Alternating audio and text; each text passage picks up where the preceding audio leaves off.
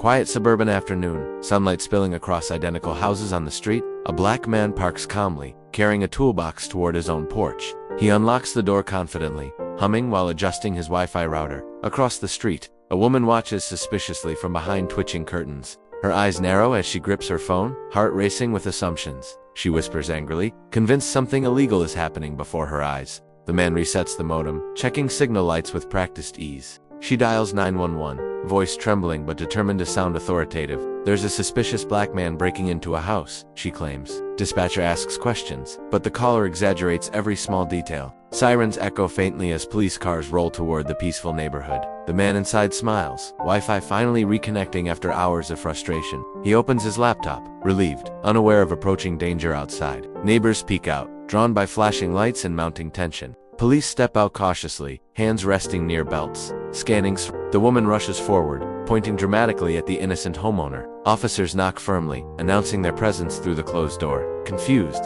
the man opens up, still holding his phone and tools. Officers ask sharp questions, eyes searching for signs of wrongdoing. He remains calm, explaining he lives there and owns the house. The woman interrupts loudly, insisting he's lying and clearly dangerous. One officer requests identification, voice neutral but firm. The man hands over his ID, matching the address perfectly. Silence falls as officers exchange quick, surprised glances.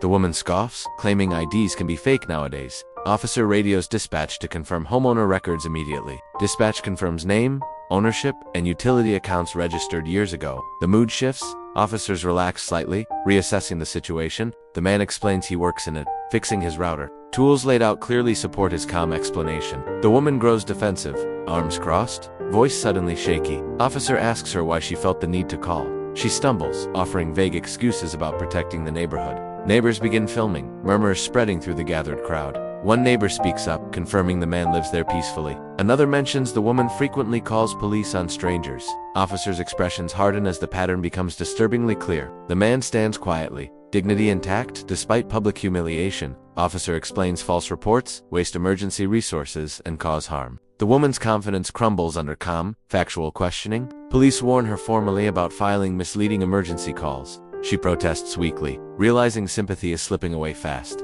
Officer turns to the man, apologizing sincerely for the disturbance. He nods politely, though the hurt lingers in his eyes. A neighbor offers support, placing a reassuring hand nearby. The crowd disperses slowly, tension replaced by uncomfortable reflection. Officers leave, sirens silent, lesson heavy in the air. The woman retreats indoors, blinds snapping shut in embarrassment. The man re-enters his home, shoulders heavy but head held high. Inside, Wi-Fi works perfectly, but peace feels disrupted. He sits quietly, processing what just unfolded outside. Messages flood social media as neighbor videos go viral. Online viewers express outrage, support, and painful recognition. News outlets pick up the story within hours. The woman's actions spark widespread conversations about bias. Experts discuss how assumptions escalate into dangerous situations. The man speaks publicly, choosing calm education over anger. He explains how fear can be more harmful than crime. Communities begin organizing meetings about trust and accountability. Police departments review protocols for biased emergency calls. The woman issues a weak apology, widely criticized as insincere. Consequences follow, including fines and mandatory bias training. The man receives overwhelming community support and solidarity. Neighbors bring food, notes, and genuine apologies. A local school invites him to speak about technology careers. He accepts, turning pain into positive opportunity. Children listen closely, inspired by resilience and intelligence. The story reframes fear into learning for many viewers. Conversations deepen about race, assumptions, and shared humanity. The man's dignity becomes the true headline of the story. Police commend community members who spoke up truthfully. Trust slowly rebuilds through honesty and accountability. The woman remains isolated,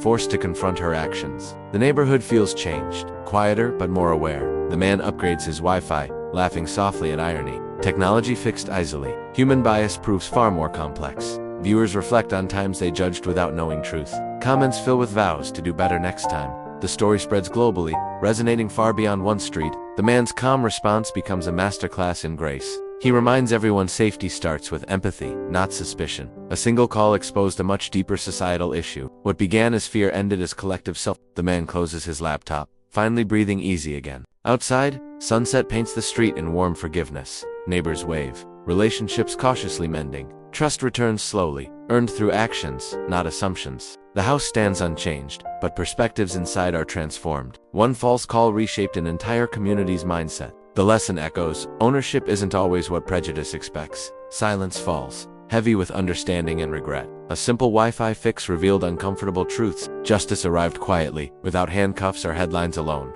Dignity triumphed where ignorance once stood loudly. And the world watched, learning what not to repeat.